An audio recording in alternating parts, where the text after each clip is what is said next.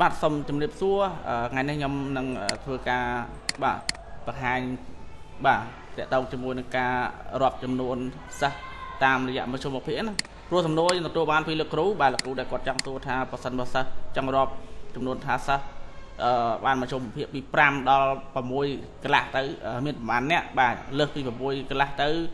ដល់9ឬក៏ដល់10មានប្រហែលអ្នកអញ្ចឹងណាបាទនឹងហៅជាប្រភេទ count if ដូចគ្នាប៉ុន្តែជា count if ដែលមានលក្ខណៈច្រើនបាទចឹងខ្ញុំអនុវត្តឲ្យមើល1 2មកទៅបាទអានេះវាជាចំណុចខ្វះខាតដែលខ្ញុំមិនបានដាក់បរិញ្ញាចូលដាក់ចូលក្នុងមេរៀន channel ណាប៉ុន្តែខ្ញុំអាចឆ្លងក្នុងក្រុមទៅបាទចឹងរបៀបនៃការប្រើប្រាស់គឺដូចគ្នាបាទយើងឆ្លលើកន្លែងហ្នឹងមកបាទហើយសរសេររូបមន្តឈ្មោះ count if ណាបាទ count if ដែលមាន s បាទ count if មាន2ណាចឹងយើងទាញទៅលើចុះក្រោមមកបាទទាញពីប្រជុំភាគមក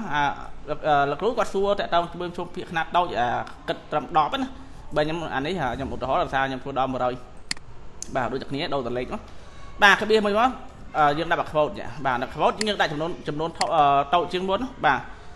តូចជាងឬស្មើ50យើងរាប់ចាប់ពី50ឡើងត្រូវទេបាទបន្តមកទៀតបាទយើងចប់ criteria 1ចូលដល់ criteria 2គឺយើងក្បៀសមួយទៀតមកបាទ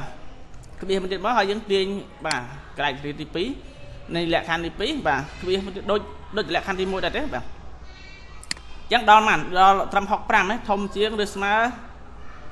បាទដល់តូចជាងម្ដងបាទសុំដូរសញ្ញាទេបាទនេះសញ្ញាធំជាងនេះបាទធំជាងដល់កន្លែងនេះតូចជាងវិញបាទដើម្បីវារាប់ត្រឹមហ្នឹងណាបាទ65បាទ65ចឹងដល់មកយើងអាច enter ចុះបានបាទ enter ចុះមកយើងរាប់ទៅឃើញថាសិស្សដែលបានប្រជុំភាគចាប់ពី50ឡើងរហូតដល់65គឺមានតែ3នាក់ទេបាទហើយកម្រិតទី2គឺយើងសរសេរស្រដៀងគ្នានឹងដែរបាទខ្ញុំអាច copy បានបាទ copy ហ្នឹងមកបាទអញ្ចឹងរាប់ថាវាប៉ុន្មានអ្នកអញ្ចឹងដូរតលេខមកបានប៉ុន្តែខ្ញុំលុបសញ្ញាស្មើចេញដោយសារខ្ញុំរាប់ចាប់ពី60ធំជាង65ឡើងទៅបាទ65ដើម្បីកន្លែងហ្នឹងជាលក្ខខណ្ឌមួយសក្រិតប្រសិនបើក្នុងករណីយើងដាក់66គឺអាចខុសបាទខ្ញុំបញ្ជាក់ថាអាចខុសណាបាទ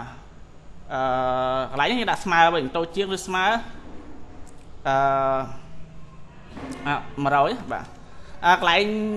ត្រង់ចំណុចនេះខ្ញុំបញ្ជាក់ទៀតបាទខ្ញុំធ្វើនេះមើលសិនទៅបាទអញ្ចឹងមាន8នាក់បាទកន្លែងនេះគឺយើងដាក់តូចជាងឬស្មើបញ្ជាក់កន្លែងនេះបើមិនអញ្ចឹងគឺអាចខុសព្រោះកំណត់លក្ខខណ្ឌទី2មិញយើងដាក់ធំជាង65អញ្ចឹងគឺត្រូវទៅយកបាទ65តូចជាងឬស្មើ65បើមិនអញ្ចឹងវាសិស្សដែលបានមកជុំភាគ65គឺវាអត់ចាប់ទេបាទសម្រាប់នេះគឺមានប៉ុណ្ណឹងបាទមានចំណុចនេះអាចសួរបានខ្ញុំនឹង clip ពេលឆ្លើយដោយសារមួយរយៈនេះខ្ញុំជាប់បរិញ្ញាអាចថាក្នុងសប្តាហ៍ហ្នឹងឬក៏ដល់សប្តាហ៍ក្រោយបាទខ្ញុំអាចថតមេរៀនតម្លាក់ចូលបន្ថែមទៀតបាទ